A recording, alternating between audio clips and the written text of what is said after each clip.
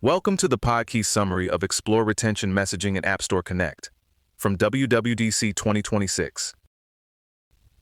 Today's update is all about Apple's subscription retention tools, and the headline is pretty simple. The prompts you show when someone tries to cancel can make a real difference. There are some notably strong save rate numbers here, a more advanced real-time version for teams that want tighter control, and a few important details around testing, fallback behavior, and tracking what actually worked.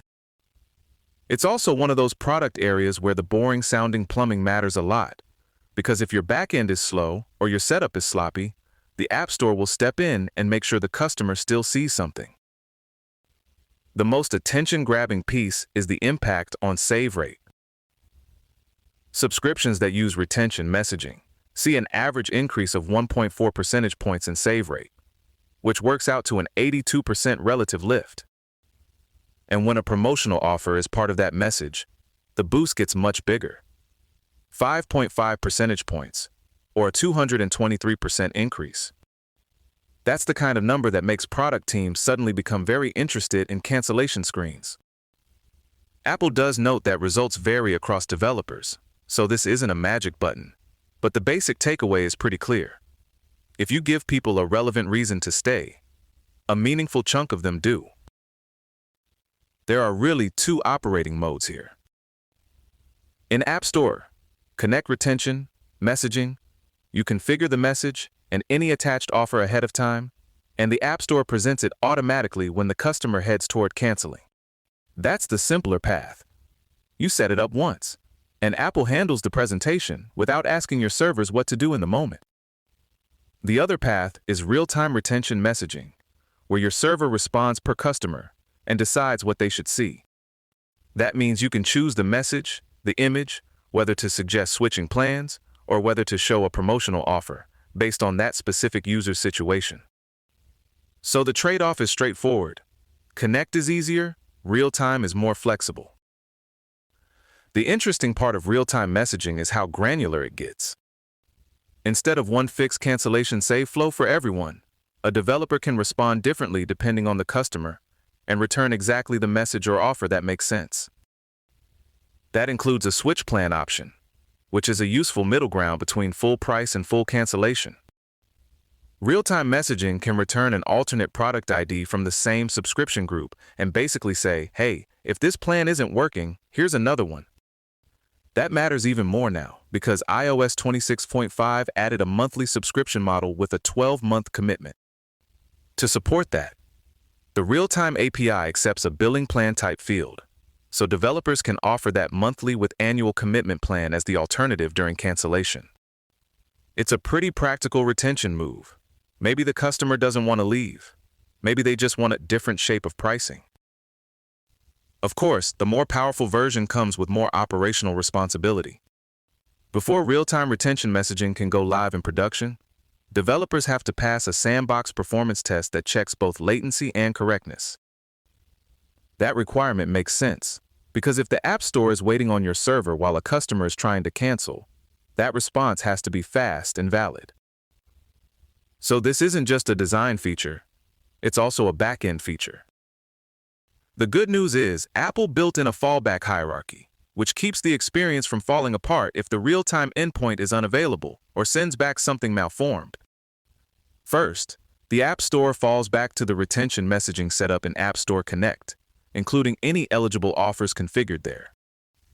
If there's no Connect message for that subscription, then it uses the default message defined in the retention messaging API. So even if the live decisioning path misses, the customer should still see a retention prompt rather than a blank shrug from the system. There's also an important distinction in how offers are selected. In App Store Connect, retention messaging uses predefined retention offers tied to specific subscriptions. In real-time messaging, developers can choose any promotional offer at request time, which is much more dynamic. That said, the flexibility doesn't remove the security piece. A cryptographic signature is still required, so the offer is authenticated and can't be tampered with. That's one of those details users never see, but it's doing a lot of work in the background. On the analytics side, Apple added a specific marker for retention offer redemptions. When a retention offer is redeemed, the signed transaction and renewal info include a new offer, type value of 5. That separates retention offers from standard promotional offers, which is useful if you actually want to know whether your cancellation save setup is paying off. The transaction also includes the offer identifier, discount type, and period, so developers can measure which retention offers perform best instead of tossing everything into one bucket and hoping for insight.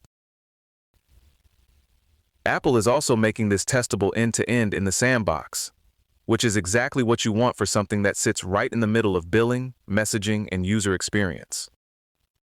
Developers can cancel a test subscription and verify that the configured message, image, or offer appears the way it should. And if an offer is involved, they can inspect the signed transaction and confirm fields like promotional offer signature are populated correctly. That's pretty helpful, because subscription bugs have a special talent for showing up at the worst possible moment. On the setup side, App Store Connect seems designed to make message creation less clunky. Developers can attach images from the asset library instead of dealing with external hosting, and the live preview updates right away as text, image, or offer selections change. That should make it easier to build and localize these messages without turning the whole thing into a tiny production studio. It's a small workflow detail, but small workflow details are usually what decide whether a feature actually gets used. So the broad picture here is pretty solid.